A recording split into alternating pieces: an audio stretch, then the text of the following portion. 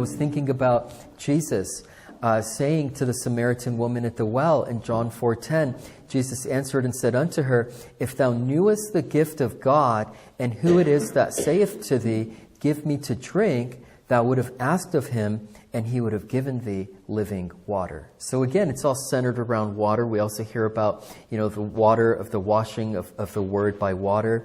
And so, we see this throughout Scripture. But here's a side note surrounding the Samaritan woman and asking Jesus for living water.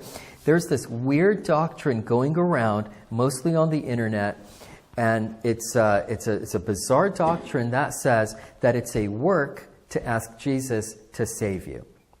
Okay, that you just got to believe, don't even ask, and if you ask, you're adding to the gospel. I mean, this is taking the doctrine of free grace and taking it to a hyper-technical level that is just, insanity, in other words. So if they're teaching that if you are asking to be saved, it's because you don't really believe, that if you believe, you simply accept the truth that Jesus is Lord and that's it. But that if you, call out, if you ask Jesus to save you, they're saying that that's adding to the gospel of grace. And this is a weird doctrine because you guys know I'm all about free grace. I'm all about the gift of God. It's not by works, lest any man should boast.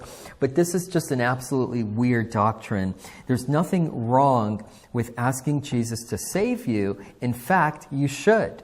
Jesus said to the Samaritan woman, If thou knewest the gift of God and who it is that saith to thee, Give me to drink, thou wouldest have asked of him, and he would have given thee living water. So she asks, or she doesn't ask, and she's like, you should ask, and I would give you living water. So Jesus himself says to ask. Romans also says, the book of Romans, that those who call upon the name of the Lord shall be saved.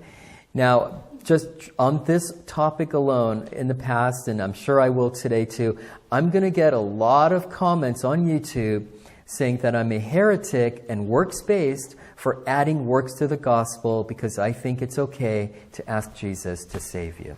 So be aware of these fringe doctrines. Even from our side of the camp of free grace, there's always going to be weird, hyper-technical people who are going to add, just weird doctrine to the simplicity of the gospel, okay? I mean, it's the most natural thing to do once you believe that Jesus is Lord is to call out on him and ask him to save you.